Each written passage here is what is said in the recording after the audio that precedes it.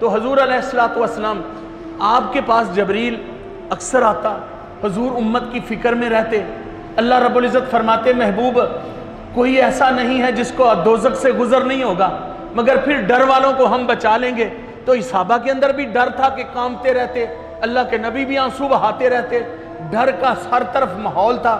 تو حضور علیہ الصلوۃ والسلام کا دل گھبرایا، پریشان ہوئے آپ، تو مسجد نبوی چھوڑ کر آپ چپکے سے نا باہر مدینے سے ایک پہاڑ ہے، پہاڑ میں ایک غار ہے، غار میں ایک کھو ہے، اس میں ایک پتھر ہے، اس پتھر پہ میرے نبی نے سر رکھ کے رونا شروع کر دیا۔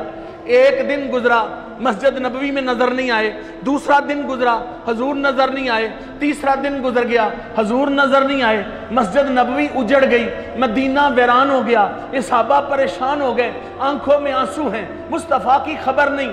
3 دن گزر گئے اور صحابہ کا تو یہ عالم تھا، کہتے تھے حضرت ابوبکر فرماتے یا رسول اللہ صلی اللہ علیہ وسلم ظہر کے بعد عصر ٹھیک ہے، عصر کے بعد مغرب بھی ٹھیک ہے، مغرب کے بعد عشاء بھی ٹھیک ہے، حضور عشاء کے بعد فجر بڑی دیر سے ہوتی ہے۔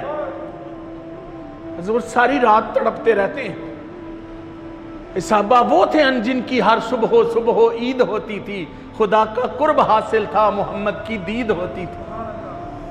تو حضور یہ اب تو بڑا ساری رات گزر جاتی ہے، درمیان میں کوئی نماز ہونی چاہیے تاکہ ملاقات ہو جائے۔ تو 3 دن کیسے گزر گئے؟ 3 دن ہی صحابہ روتے رہے، پریشان ہیں، اور حضرت ابوبکر سب ڈھونڈنا شروع کر دیا حضور کہاں چلے گئے۔ مدینہ طیبہ سے باہر ایک چرواہے سے حضرت ابوبکر نے پوچھا، فرمایا بتا تو نے میرے آقا کو دیکھا ہے؟ کہا میں تیرے آقا کو نہیں جانتا۔ کہا محمد ہے نام ان کا صلی اللہ علیہ وسلم۔ اس نے کہا میں نہیں جانتا، مجھے پتہ ہی نہیں وہ کون ہے۔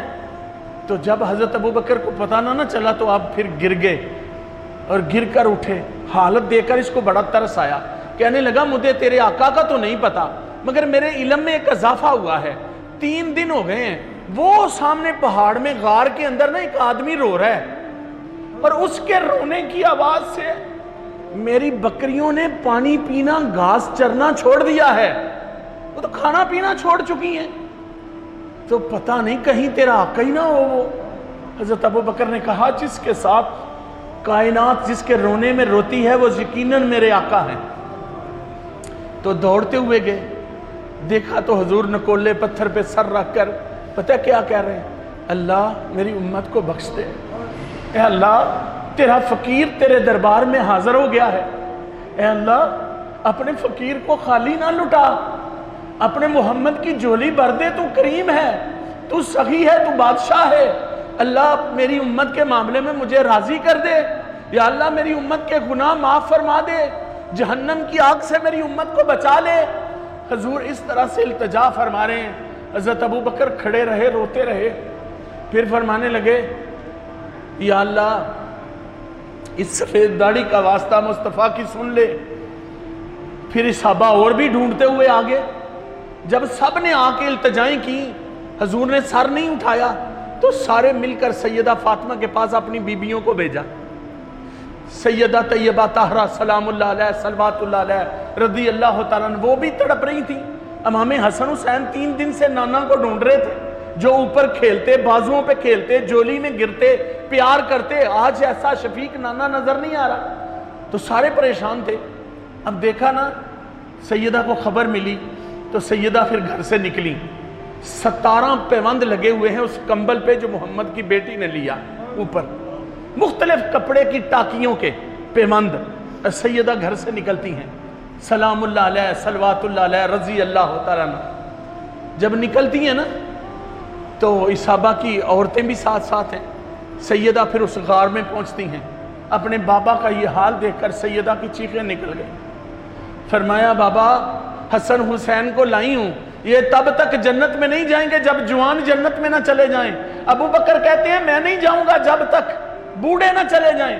علی کہتے ہیں میں جنت میں نہیں جاؤں گا جب تک اللہ جوانوں پہ رحم نہ فرما دے۔ تو میں بھی کہتی ہوں جب تک اللہ عورتوں کو نہ بخشے گا میں بھی نہیں جاؤں گی۔ عہد کرتے ہیں بابا اب سر اٹھا لو، مگر حضور سر نہیں اٹھاتے۔ حضور مسلسل روئے جا رہے ہیں اور کسی کی نہیں سن رہے، اور قریب تھا کہ 3-4 دن سے پیاسے بھوکے حضور کوئی مسئلہ نہ ہو جائے۔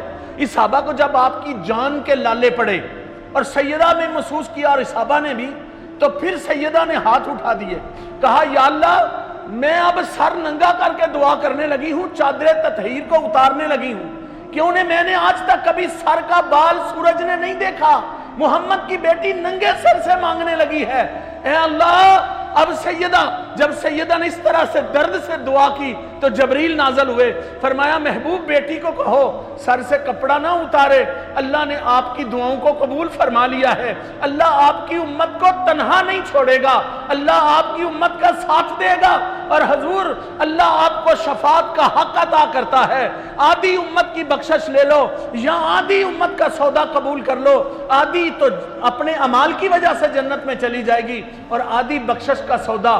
حضور نے یہ قبول نہیں فرمایا، مقام شفاعت مانگا کہ مجھے حق شفاعت عطا کر دے کہ میں مانگتا جاؤں تو دیتا جائے، نہ میں تھکوں نہ تو تھکے۔ صحابہ کہتے ہیں یا رسول اللہ آدھے والا سودا ٹھیک تھا، فرمایا نہیں، اگر آدھی سے امت زیادہ گناہگار ہوتی میں اپنے اختیارات استعمال کر لیتا تو بعد میں پھر محمد روتا رہتا، پھر وہ میں امتیوں کو کیسے چھوڑ دیتا، اس لیے اللہ نے مجھے وَمَا أَرْسَلْنَاكَ إِلَّا رَحْمَةً لِلْعَالَمِينَ بنا کر بھیجا ہے، اس لیے میں نے آدھے والا سودا نہیں قبول کیا، میں نے مقام شفاعت پہ، اور فرمایا میں تخت شفاعت پہ بیٹھوں گا اور تخت شفاعت پہ بیٹھ کر اللہ رب العزت کے بارگاہ میں سجدہ ریز ہو جاؤں گا، اور پھر اللہ کے نبی روتے رہیں گے، اللہ فرمائے گا محبوب کیا چاہتے ہو، اللہ میری امت، فرمایا اچھا جن کے سینے میں رائی کے دانے جتنا ایمان ہے انہیں جہنم سے نکال کر جنت میں لے جاؤ، پھر آپ سجدے میں گر جائیں گے ان کو نکال کے، پھر اعلان ہوگا آدھا رائی کا دانہ، پھر ان کو لے جائیں گے، پھر آپ سجدے میں گر جائیں گے، پھر اعلان ہوگا آخری چوتھا حصہ رائی کے دانے جتنا ایمان ہے ان کو نکال لو جنت میں لے جاؤ، اور پھر حضور علیہ السلام سجدے میں گر جائیں گے، پھر اعلان ہوگا محبوب کیا چاہتے ہو، فرمایا جس نے سچے دل سے لا الہ الا اللہ محمد رسول اللہ کہا ہے اللہ سب کو جنت عطا فرما دے، تو اللہ اس بات کو بھی قبول فرما لے گا۔ مسلمانوں اللہ کی عزت کی قسم تم سب جنت میں جانے والے ہو، محمد جیسا نبی ہو، رسول اللہ جیسا رسول ہو، اور سیدہ فاطمہ جیسے اور امام حسن حسین جیسی آل پاک ہو، یہ سب دعائیں کرنے والے سخی ہیں، تم جہنم میں نہیں جا سکتے ہو، مگر تم نے کنڈ کر دی ہے، پشت کر دی ہے اللہ رسول کی طرف۔ اللہ مجھے اور آپ کو عمل کی توفیق عطا فرمائے۔